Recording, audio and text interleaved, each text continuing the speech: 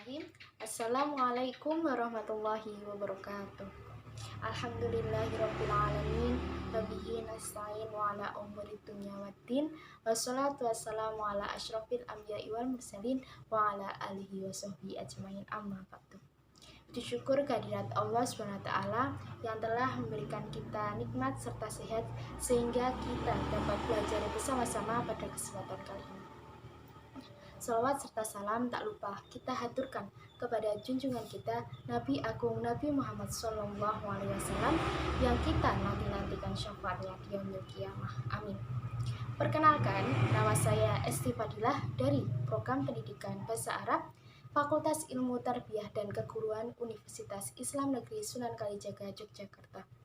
Nah, video ini dibuat untuk memenuhi tugas mata kuliah Filsafat Pendidikan Islam dengan dosen pengampu Bapak Nasiruddin MSI MPD. Pada kesempatan kali ini, saya akan sedikit meresensi buku yang berjudul Filsafat Pendidikan Islam karya Nur Amiruddin MPDI. Untuk selanjutnya kita masuk pada data buku. Nah, untuk judul bukunya sendiri yaitu Filsafat Pendidikan Islam yang ditulis oleh Nur Amiruddin MPDI. Penerbitnya sendiri yaitu Karemedia Communication. Untuk kota dan tahun terbitnya yaitu di Gresik pada Januari 2018 yang merupakan cetakan pertama. Nah, ISBN-nya yaitu 978-602-50990-8-3. Untuk harganya yaitu senilai Rp33.000. Beliau, Nur Amiruddin MPDI, merupakan dosen tetap Program Studi Pendidikan Agama Islam Fakultas Agama Islam Universitas Muhammadiyah Gresik yang menyelesaikan pendidikan magisternya di bidang pendidikan Islam di Universitas Muhammadiyah Surakarta dengan predikat cum laude. Selain itu, beliau juga seorang penulis yang produktif. Sejauh ini, beliau sudah menulis 3 buku dan beberapa artikel yang telah dimuat di koran Jawa Pos dan majalah Matan Pimpinan Wilayah Muhammadiyah Jawa Timur. Buku Filsafat Pendidikan Islam Konteks Kajian Kekinian ini adalah buku ketiga beliau, yang di dalamnya dijelaskan bahwa filsafat pendidikan merupakan bagian yang sangat urgent dan integral dalam proses pendidikan.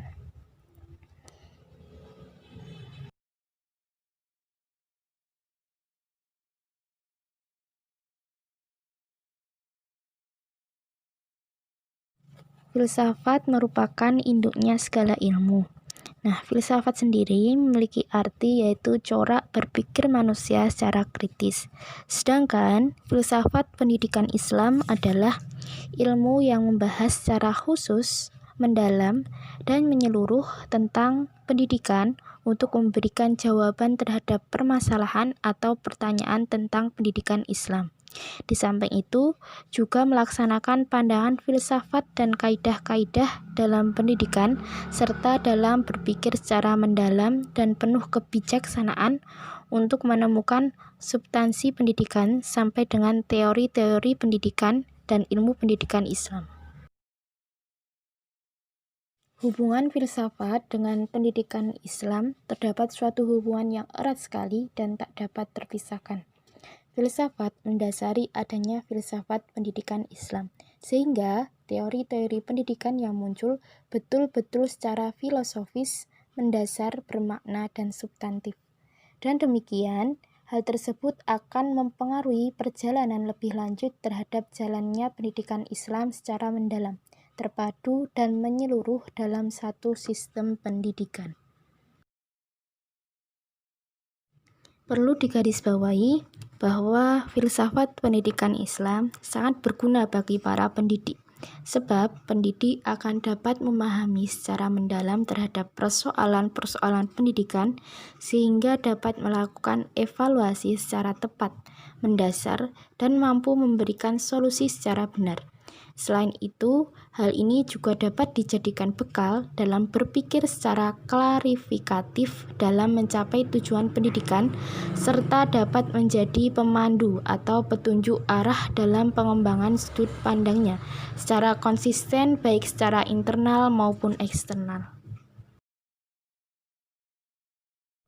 Melihat luasnya yang akan dikaji dalam filsafat pendidikan, maka dalam buku filsafat pendidikan ini dipaparkan dalam beberapa pokok bahasan atau bab, yaitu bab yang pertama mengenai pendahuluan yang berisi tentang memberikan gambaran tentang filsafat dan filsafat pendidikan serta isi kajian dalam buku ini. Kemudian bab yang kedua yaitu mengenai hakikat filsafat dan hubungannya dengan pendidikan Islam. Untuk yang bab ketiga berisi makna, kegunaan, dan ruang lingkup filsafat pendidikan Islam. Bab yang keempat mengenai manusia dan pendidikan dalam tinjauan filsafat perspektif Islam.